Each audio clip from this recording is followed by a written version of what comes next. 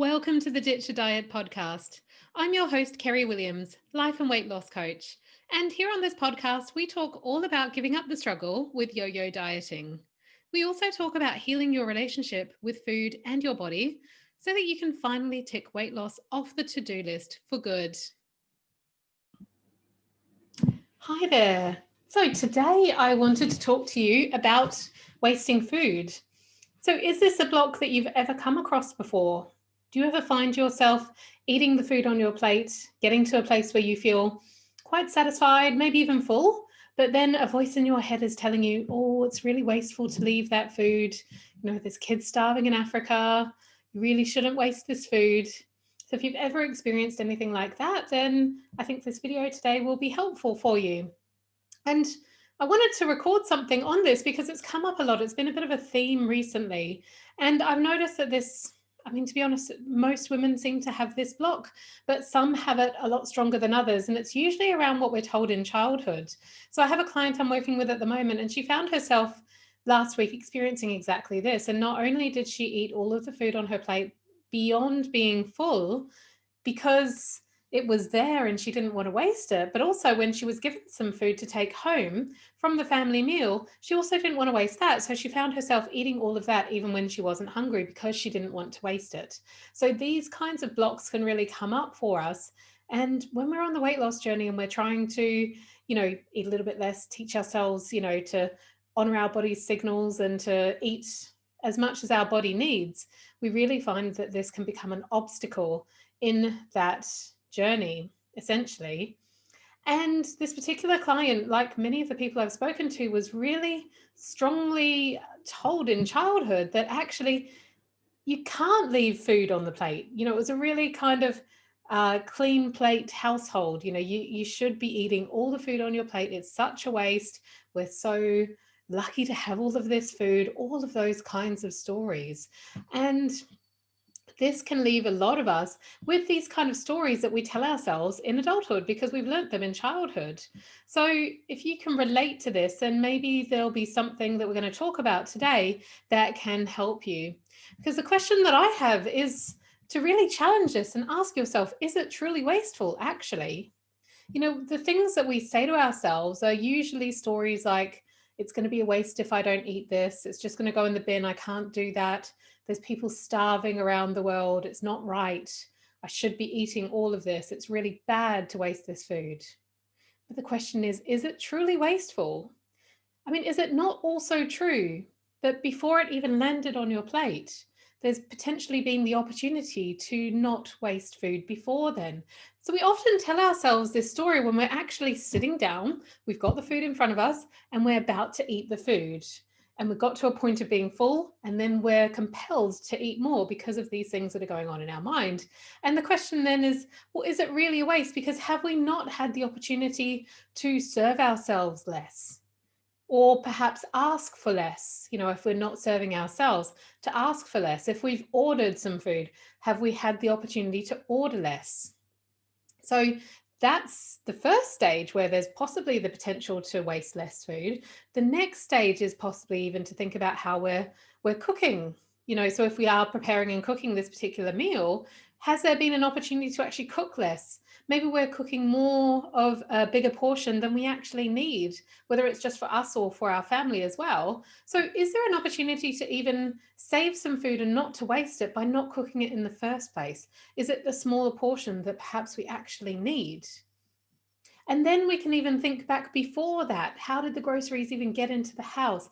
Was there an opportunity to not waste food at the grocery store? Are we buying too much in the first place?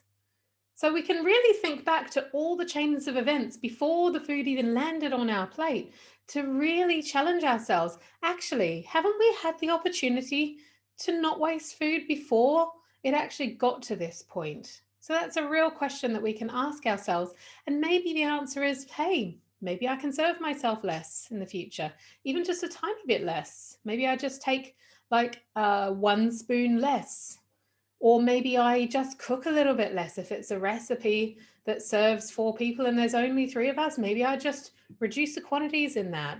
So there's always an opportunity to not waste food at an earlier stage before it even gets to our plate. So we don't have this tension in the moment of, I'm full, there's still food on my plate, but I should be eating it. I should not be wasting it. Let's see if we can actually stop wasting food at an earlier moment before it lands on our plate. Now, the other side of it is that we can really challenge, is that really true to be wasting the food if we don't eat it?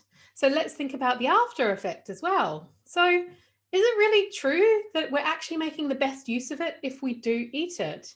Because if our body has told us that it is full, it no longer needs any more fuel in this moment. So we're essentially overeating. And ultimately, what does that mean? Well, we're going to have some more waste products in our body. It can potentially go straight through us, and or we're going to probably store it as fat, which is basically our body's natural function, isn't it? To, store away some extra fuel for later, like our survival mechanism. It served our ancestors really well. Storing a little bit of extra fat just in case there's a famine, just in case there's an interruption in the food supply, something happens. So actually, we're simply storing that as fuel for later in the form of fat on our body. So is that actually making the best use of that food that's on your plate? Really, is that not a waste? Because your body has clearly told you it doesn't need any more food. So we can also look at it from that point of view. And I guess there's pretty much three options when you've got food on your plate and you're already full, and maybe you've got a story going on in your mind about how it's a waste and you should eat it. So I guess your options really are that you can eat it, that you can throw it away, or you can save it to eat later on. So when we think about actually throwing it away, quite often that is where a lot of the tension comes up with this story around wasting food. And this is the one that will get most people. The thought of throwing the food away is what makes this the most stressful kind of situation, really, when it comes to wasting food. And the thing is it not a waste to go into our bodies? Do we really want to treat our bodies like a trash can? So that's really helped me actually when I really thought about, well, I have the option to throw this away. I didn't really need this much food. I shouldn't have portioned out this much of food. Perhaps I shouldn't have even cooked it. Shouldn't have even bought this much perhaps to have in the house. But then it's on my plate now and I have the option of maybe throwing it away or eating it. Do I really want to treat my body like a trash can? Because I know my body isn't not going to make the best use of it. So what's the better option here? So we can also look at it that way. Like, am I truly making the most of this? Am I truly not wasting it by eating it when my body really doesn't need it? So is that not a waste? So that's how we can really challenge these thought processes and these stories that go through our mind and really think, you know what, is it truly a waste? I don't know, actually. You can answer for yourself. The trash can one really helped me when I used to have stories like that in my mind. And I just the thought of treating my body like a trash can, I just thought, I don't want to do that anymore. And it really helped me to stop eating extra food that I actually didn't need. So what we're really doing at the end of the day through this weight loss journey is that we're teaching ourselves to eat less. And so when we truly listen to our body's hunger signals and it tells us when we're hungry and it tells us when we've had enough, then when we're paying attention to those cues, we usually find that we actually don't need anywhere near as much food as we have become used to serving up. And especially as you become more and more kind of in tune with your body and you get really good at actually seeing what those body signals are, you realize actually you don't need anywhere near as much food as perhaps you had been serving up before. And I definitely had that experience for myself because when I look back to when I was carrying an extra 20 kilos and the size of meals I had 3 very big meals every day, plus snacks in between. And I look back now and I think I would actually feel sick eating that now because I'm just so used to being much more in tune with my body. I'm not 100% good all the time. Sometimes I overeat a little bit, but I don't overeat to that level anymore where and sometimes I really did feel sick even then. But it's almost like my body had got to a stage of tolerating a lot more food as well. There's this popular saying, isn't there, that our stomach expands, our stomach grows. And when you start eating less or when you start fasting or you do something like that, it's like your stomach shrinks. I don't know if that's really true from a scientific point of view. I'm not sure if that's just like a bit of an old wives' tale or whether there's actually any kind of research to back that up. But I do think that there's something about our tolerance levels to food grows and grows. And I wonder if that's not really part of our old survival mechanism coming through as well. I mean, after all, we are programmed to enjoy food. We are programmed to seek pleasure through food. And it's been something that's helped us with survival all this time. So it's almost like one of those drivers from the unconscious brain that motivates us to eat. And so, especially where we've got this modern world with all of this food, gives us so much pleasure and so much dopamine, like the wheat, the white flour and the sugar, and it gives us that big spike of the pleasure chemicals. That can be very pleasurable. It's almost like it creates over desire. So I can kind of see how our tolerance and our appetite grows over time. And perhaps, I don't know, maybe it is true. Maybe it is true that our stomachs grow. I don't know. But certainly it seems like we just get this higher kind of tolerance for eating more food. And so when we come back into, let's really tune into our body signals and see how much food does my body actually want. And when I slow down and stop and listen enough, and it tells me when I'm full, actually that's where we usually find that we need to eat much less. And this is where the conflict comes up in the weight loss journey and with the type of weight loss coaching that I do, because I teach people how to tune into their body, how to listen to those cues and really get used to listening to that and responding to that. And then the obstacle that comes up is, with our mind, these stories coming up saying, oh, but you can't waste the food. You can't leave that food on the plate. It is such a waste. It is so bad. There's all these people starving. So this is where we really see the conflict coming up on the weight loss journey. So with that said, we really need to think about whether or not actually we are wasting food when we're teaching ourselves to eat less, to be honest, because is it not also possible that by tuning into our body's hunger signals, by actually listening to our body and recognizing when we have had enough, and then we realize over time that we actually need less and less food, so we can have smaller portions if we start responding to that, we can start changing the way we eat. Is that not helping us to stop wasting food in the long run? If we've come from a place of unconsciousness, if we've come from a place of being so far removed from our body's signals that we don't recognize them anymore, I mean, could we also not argue that we were wasting food when we were unconsciously eating food that our body didn't actually need as fuel? So, when we start to pull apart these stories that go through our mind, we can see perhaps that there isn't an awful lot of logical sense in there. And so I like to pull these things apart. If it helps you, then you might want to do that. It certainly helps me when I have these old stories like this playing in my mind and I really break them down, I challenge them, then I can see, actually, this is not necessarily the truth. And I can tell myself the other side of the story.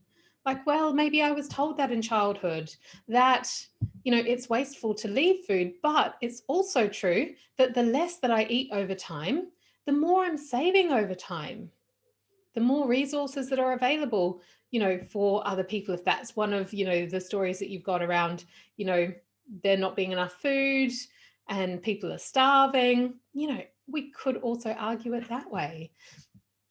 So this is the thing when it comes to these thoughts, is that they're very automatic. They've been there since childhood. And just because we maybe logically understand that it doesn't make sense anymore, so we might have really challenged the thought, doesn't mean it's going to go away. You're still going to go and have these thoughts. And because we have created a habit over time of hearing this thought and thinking, oh, I better not waste the food, so I better eat it, then we are possibly still going to do that behavior. So what we want to do over time is accept that this story will be present in our mind. This story that we've learned from childhood will still be there. We will still think sometimes, I shouldn't waste this food, I better eat it. But what we want to do is also tell ourselves the other side of the story. And this is where we need to consciously think and consciously tell this story. So it really all comes back to redirecting those thoughts, hearing that voice inside you that might scream, it's a waste if you don't eat this, and saying, okay, that's fine. I hear you. I hear this voice from my childhood, but it is also true that my body is not a trash can. It is also true that I don't want to eat this and treat my body like a trash can. It is also true that I am wasting less food by eating less food. So, in the long run, actually, I'm wasting much less food. So, we need a little bit of conscious focus to get these new thoughts programmed in, to get these new thoughts to become the default automatic thought. And it will happen over time, but just understand that there will be a little bit of a moment, or maybe it might take a few weeks, it might take a couple of months, where you're holding the space for two conflicting stories. On the one hand, your mind is saying, don't waste this food, it is bad. And on the other hand, you're saying, but my body's not a trash can. I don't want to eat this food and treat my body like a trash can. And I'm wasting less food by eating less food. So, this is what we need to do to start to change these patterns. Hear the old pattern, hear the old story, and tell the new story. Redirect. And if you want to start practicing leaving that food on your plate and actually honoring your body's signal that it's now satisfied or full, the other thing that you might want to do, which might be quite interesting, and I heard this recently, and I've not done it for myself. I didn't think of it at the time when I was kind of changing my stories around food waste and all of that kind of stuff. But it sounds quite cool, actually. You can save the bites that you would have eaten and pop them into a freezer bag. Keep it in the freezer and see how much you have stopped yourself from eating over the course of a week. So you keep adding to that bag every time. Instead of throwing it in the bin, pop it in a freezer bag and see how much you've been eating over the week. So it can be a really nice visual representation to think, actually, this is the food that I didn't eat. This is the food that I didn't waste by overeating and creating extra fuel and extra storage, fat storage on my body. And also, it will help you to really visually see this is what you have the opportunity to save in the future, because now that you're getting to understand what portion sizes work for your body, maybe you don't have to serve yourself as much food as you needed to before. So then you can also see how much you're going to be saving in the future when you start portioning yourself less food. So it can be a really nice visual tool to use as well. So that's what I've got for you today on food waste. So do you have any stories around food waste? I'd love to hear. Post them in the comments on our Facebook group and we can have a chat about it. So I hope that helps, and I look forward to being back next week with another episode for you. So I shall see you then.